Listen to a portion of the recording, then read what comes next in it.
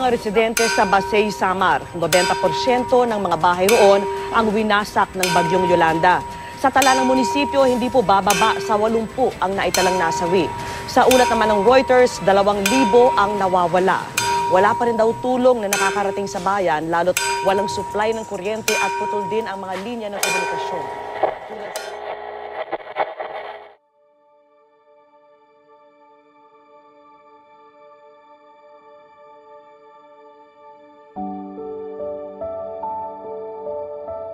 In the heart of Basay, Samar stands a silent witness to centuries of faith, history, and resilience, the St. Michael the Archangel Parish. More than just a church, it is a cultural landmark that has shaped the identity of this community for generations. What could be the hidden beauty behind this beautiful structure and the story of this alluring and fascinating church? The St. Michael the Archangel Parish Church served as a living testimony, a time capsule of how culture and communities shifted from traditional custom to modern reality, where history meets time and stories, both alluring and fascinating, that interest not only your eyes but also your soul.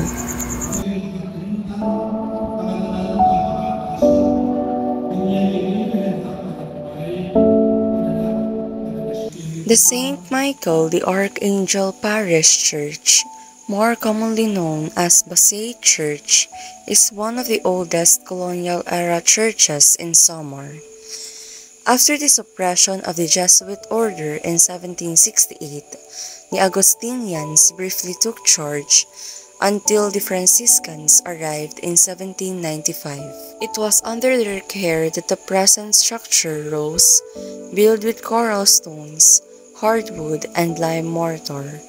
Basay Church was declared a heritage church by the National Historical Institute, now known as the National Historical Commission of the Philippines, with a Level 2 historical marker. Despite wars, typhoons, and natural calamities, the parish remains resilient, a living witness to Basay's history and faith. So, maupay po nga aga. Ako po si Christine Jean Antroyo, estudyante po ha, Holy Infant College, Tacloban City po. And I am with? Ako ngayon si Nicolay de la Cruz Merida, usang secondary school teacher sa Basay National High School. At the same time, member ng Parish Pastoral Council ng Dihinga Parokya, ang Basay Samar. And currently, dito tayo pasalidara na atong kapatronan. So, meron po akong question about po regarding po church. So, ano po ang pipirahan mga pinaka-importante mapanhitabo hakaagi ang simbahan nga imo na hininumduman o nga ipapasa ka mga masunod na henerasyon? Actually, the church itself, it started on 1591 when the first missionaries visited hindi nga atong lugar, ang Basay, pero dili pa iniya proper. Nakatupahan Suba, matod ko may Golden River, ang binungtuan ng Magallanes and Umit. Dito pagtikang na-establish dito ang bisita. Ang mga padi, tikang Cebu, na kanhiya Basay. Then, naghimu Hadagami, residensya, naging under kita Hadagami ang Basay. Dito nga mga panahon, itong span of 1591 to 1700s. Through Polo is Servisyo. Itong mga great-grandparents, they labored para mahimo ilang simbahan. Pero this is more on 250 to 300 years old. I have a follow-up question po. Nakita mo na ba po na nagbago ang simbahan sa mga naglabay nga mga katuigan na ikaw at nakakadto ang simbahan? Oo. Actually, permi, nag-change the demographic, di ba? Nag-change. Kay the old people will die, di ba? Mawawarahira. Maabot niyo at ang mga bago na tubo. Nakatuwa po nga, the church will never cease to exist. Kaya kay God Himself establishes this church. He established this church. He is the one who is the founder of this church. And one of his promises is, I will be with you until the end of time. Thank you po for the very valuable insights about the historical of this church especially. So thank you po for giving up this information po. Thank you po. More than 4 centuries have passed, yet the St. Michael the Archangel Parish Church remains much more than a religious structure. It stands as a living heritage. Spiritually, the church has been the center of faith for generations. Each feast day on September 29 and the Grand Banigawayat Festival that precedes it unite the faithful and the artisans alike, weaving not just mats, but community, identity, and tradition. Maupay po nga adlaw, sir. Ako po hi Jones Marichi G. Bermudo, usa po nga estudyante ha Holy Infant College, Tacloban City. Ngan bago po kami magtikang, i-introduce po anay an iyo name. Ako hi Rinaldo Yanto, usang parishioner dinihan parish ni St. Michael the Archangel, Basay Samar. I have been serving in the parish since I was grade 3, being member of the Little Adorers, and eventually became a member of the St. Michael Parish Choir, and until now, I'm still a member of the parish choir. Thank you po, sir. So, ang first question po namon is, how long have you been a parishioner here, and what does St. Michael mean to you po, personally? I have been, as what I have said, I have been in the parish since I was born in Basay. I was born here, and my parents introduced me as a Catholic. St. Michael is so dear to me as a parishioner because of the many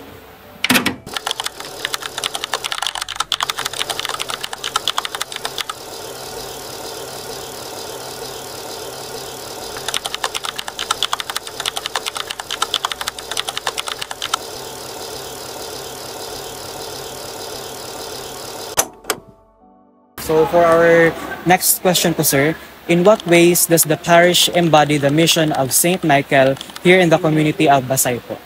You know, the St. Michael is protector. He is the defender of the heaven soldiers. Okay, the main mission of St. Michael, not only here in Basay, but also all over the world, is to fight evil. You know, nowadays, there are so many, madamo taton mga panulay nga na nakakasulay aton. Like, even our time, aton mga problems, aton mga sacrifices, even at work, aton pagiging estudyante, damo nga mga hadlang, and they are somewhat like evil. Now we have to fight so that we will go through these problems, mga challenges in life, and we have to fight like Saint Michael, being a fighter, the defender, and we have to defend also our faith, being Catholic, being children of God. So, asyala po to, sir, and amon questions. Thank you po for participating in amon interview po. Thank you po, sir. Thank you very much. My pleasure is ang pleasure di hapa. Thank you, thank you. Centuries of devotion have left their mark on St. Michael the Archangel Parish, not only in stories and rituals, but in the very fabric of its stone and mortar. Today the church wears both preservation and weathered stones, patch roofs, and repairs that tells of recovery and resilience. So, good afternoon po. Before we start, I would like to introduce myself first. My name is Alwena Nova Coronias, 19 years old, a student from Holy Infant College of Tacloban City. Can you please introduce yourself po? Okay. Thank you for having me in this interview. I am Mrs. Mercedes Tabuclo Consos. Here's my question po about history. Can you please give us an overview of how St. Michael the Archangel Parish Church is currently functioning, not just as a building but as a dynamic site for the community and its services? Okay. If I have to talk about our church, at first I have to say that I am proud. I am proud that I am a Basaylon. I am touched. Because for so many years, the church had been a witness of how the people of Basay have survived from many challenges. One of which is when we were devastated by Super Typhoon Yolanda.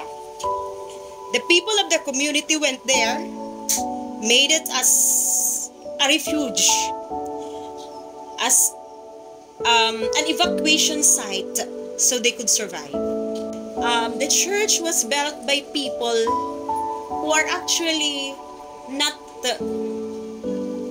baptized yet. They are not yet Christians. They were pagans. That is why they have this name, Karumpag, Harag-ing. Wherever they are known in the community, that is how they are named.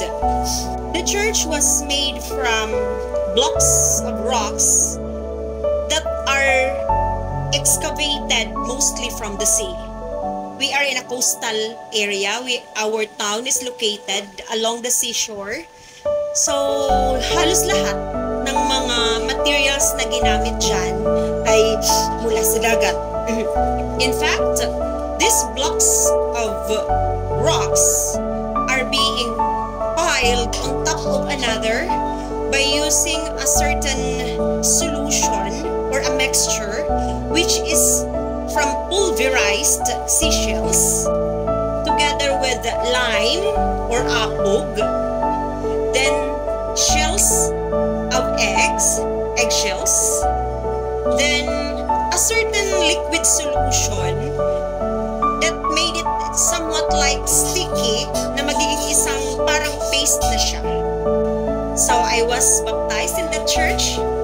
I am wedded in that church.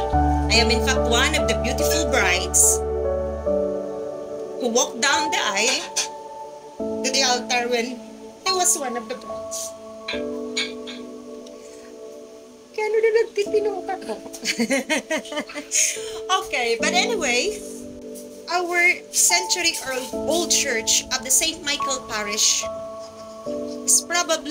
is not just known in the region, probably nationwide, if not worldwide. The church and the town felt the full force of Super Typhoon Haiyan in November 2013, an event that severely damaged many coastal communities and Samar and led to widespread reconstruction efforts across the region. As we end the trail through the storied walls of St. Michael the Archangel Parish Church, we are filled not just with its timeless beauty, but also with its mighty legacy, one etched in stone, infused by faith and shaped by centuries of piety. See the beauty of Basay, its strong faith, abundant culture, and genuine people. A trip to Samar without a visit to centuries-old St. Michael Archangel cannot be considered as a full experience. Your visit and support strive to maintain this hallowed monument of faith and heritage. We invite you to visit the sacred site to see its stunning architecture, to participate in the living tradition of faith and community, where we can encounter reality that is always more than we can imagine. Let us honor our history by preserving it and supporting local heritage. I stand with St. Michael the Archangel Parish Church because when we remember the past, we bless the future. Discover Basay, where every stone, every festivals, and every prayers tells a story.